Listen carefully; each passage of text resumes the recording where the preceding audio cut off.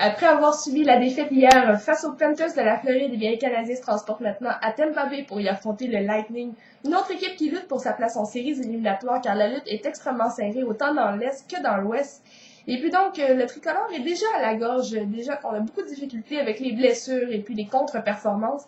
Eh bien, un autre blessé s'ajoute ce soir à la toute dernière seconde, une blessure plutôt légère car c'est Yaroslav Spacek qui est simplement grippé qui doit quitter après la période d'échauffement. Il sera remplacé par son coéquipier Marc-André Bergeron qui prend son poste de défenseur. Et vous avez entendu hier lors du point de presse de Jacques Martin, il a affirmé ouvertement avoir suffisamment été déçu de la performance de son équipe, c'est normal, mais aussi déçu par ses joueurs qui ne lui ont pas rendu l'appareil, lui qui leur avait offert tout un cadeau en les amenant dimanche plutôt que lundi à Sunrise pour leur faire profiter d'un petit séjour en Floride, histoire de se reposer. Mais finalement, la réponse du Canadien a été plutôt décevante, eux qui ont perdu aux mains des Panthers. Et donc ce soir, à mon avis, la meilleure façon de remercier le coach, c'est de simplement sortir avec 2 points et d'y mettre de l'effort. Et en première période, eh bien, malheureusement, c'est du pareil au même. En fait, le Canadien semble avoir laissé ses jambes au Québec, car depuis notre arrivée en Floride, eh bien, ça patine pas fort chez le tricolore.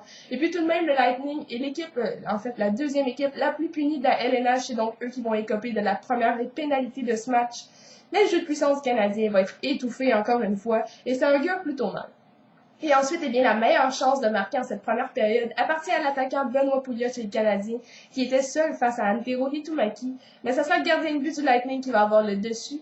Et donc, à mi-parcours en cette première période, le Lightning va parvenir à prendre les devants. Cafouillage, manque de communication à la défensive entre Al Gill et Josh Sturgis. Ça laisse de l'espace pour Steve Downie qui s'empare d'une rondelle libre, passée à son coéquipier Martin Saint-Louis, le Québécois, qui marque son 14e but de la saison et qui donne l'avance de 1-0 au Lightning.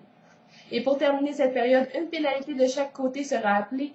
Scott Gomez est chassé ainsi que Smallby. Et Smallby est chassé alors qu'il ne restait que 26 secondes, donc le tricolore pourra amorcer la deuxième période avec un homme en plus. Mais un peu après ce jeu de puissance qui sera encore une fois infructueux, le Canadien va faire un autre cafouillage à la défensive. Tout le monde est confus dans la zone du tricolore. Josh Sturgis échappe son bâton. Et puis Vincent Lecavalier est finalement tout seul devant Carey Price. Il fait toute une manœuvre entre ses jambes et bat le gardien de but du Canadien ici. C'est donc 2-0 en faveur du Lightning. Et un peu après ce but, eh bien, Brian Gianta va être chassé pour avoir fait sauter les patins à Steve Downie. Donc, un jeu de puissance pour le Lightning. Et cette fois-ci, le Canadien va vraiment avoir l'air de pion sur ce jeu de puissance. On ne bouge pas, on est immobile. Et ça laisse de l'espace à Steven Stamkos qui déjoue le gardien du Canadien, marquant son 28e de la saison. Donc, 3-0 en faveur du Lightning.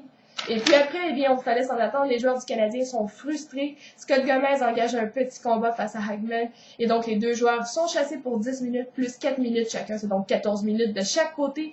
Et ensuite, eh bien, Ryan O'Brien engage le combat, lui, avec Smallby. Et encore une fois, le défenseur du Canadien va avoir le dessus et va bien s'en sortir.